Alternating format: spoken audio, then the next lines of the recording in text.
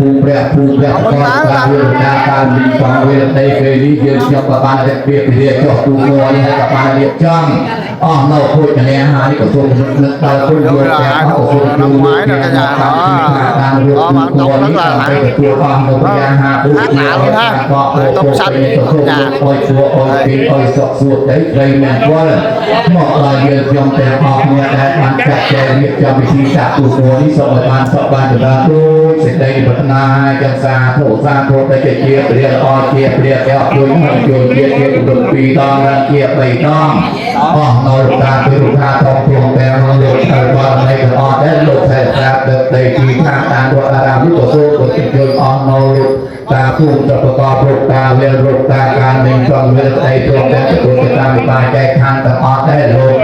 มาแก้ทางเตาหอยกับเวรีเยือนยังปานยังเปรียบเรียกจอมดูมวยเราจอมพูดในหายต่อสู้นึกตาพุ่งโลกแก้เขาต่อสู้จนโลกเรียงบอกการตีชาตาโลตูนี้จำไปแต่ตัวเราหนกยาหาผู้เกียรติบ้านพ่อโปไปนั่นอ้อยตัวอ้อยเจอ้อยสอบ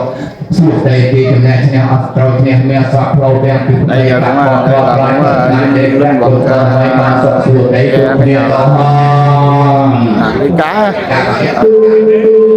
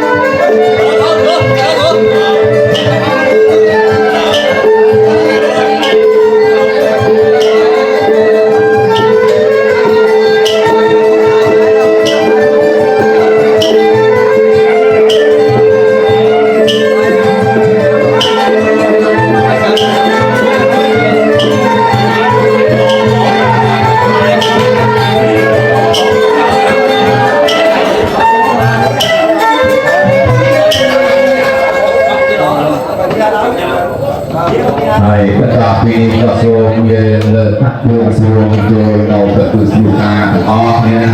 ออกยาโศกซาโศกนอกนองนักหัดสมัยในนี้เดินยอมจะออกเนี่ยรวมแต่คณะกรรมการการโยกวัดรวมแต่ถึงนอกจุดโมแต่ออกกับมาเปลี่ยนเรียนชายาตลอดให้กับมาแก้แจงเรียกจองเราจบจุดโมในนี้ให้กับมาเรียกจองออกเรื่องการตุตาหาลงจุดในที่ตัวจุดเรียกต่อออกแต่จงเพียรีแดงให้กว่าโทษนี้ตัวตัวแพทย์ชาติเด็กชาติได้นกนกปีทานตานวัดตามีได้กว่าตัวจุดโยเยียมกว่าตัวอนาโมตเนี่ย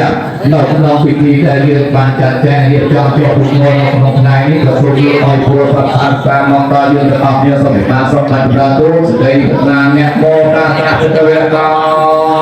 อาณาเก้า สัมมาสัมพุทธัสสะนะโมตัสสะภะคะวะโตอะระหะโตสัมมาสัมพุทธัสสะนะโมตัสสะภะคะวะโตอะระหะโต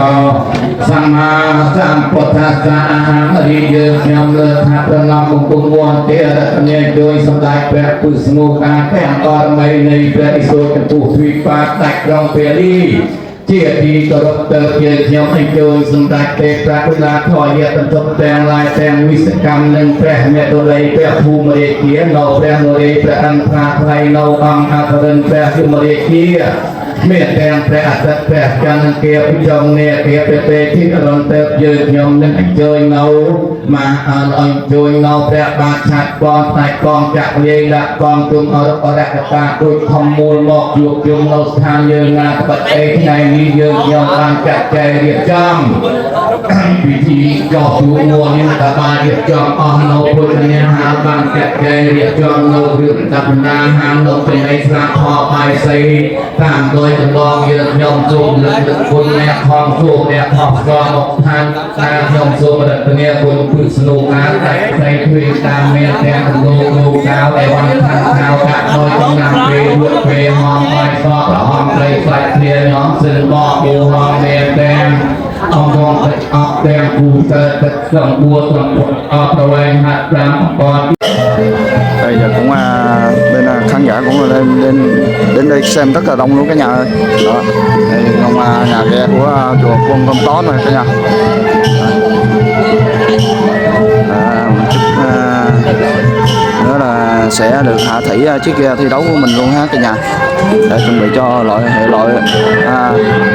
Ốc Bốc năm 2025 ha. Được, giống như là test tốc độ như là ghe coi như thế nào và để chuẩn bị cho tốt cho những mùa giải năm nay hết nha.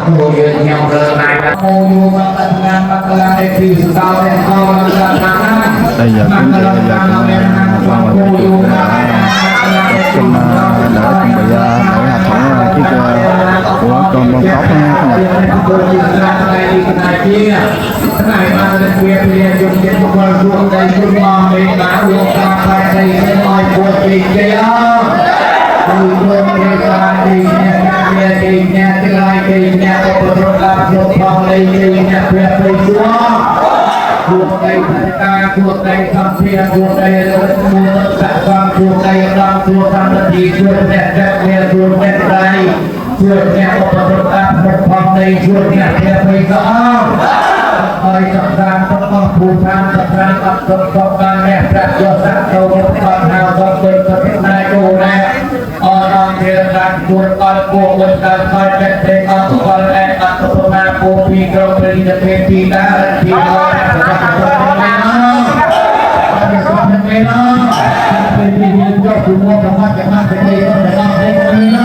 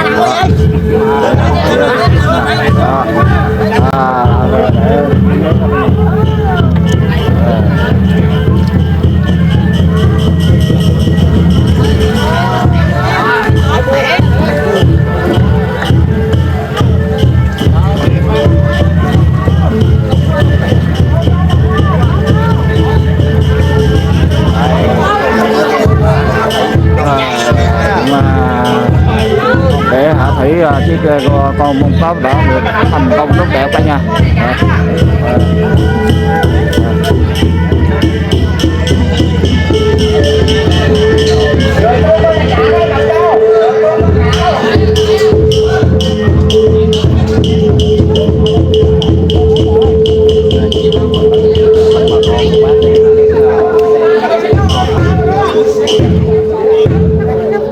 Ở đây cũng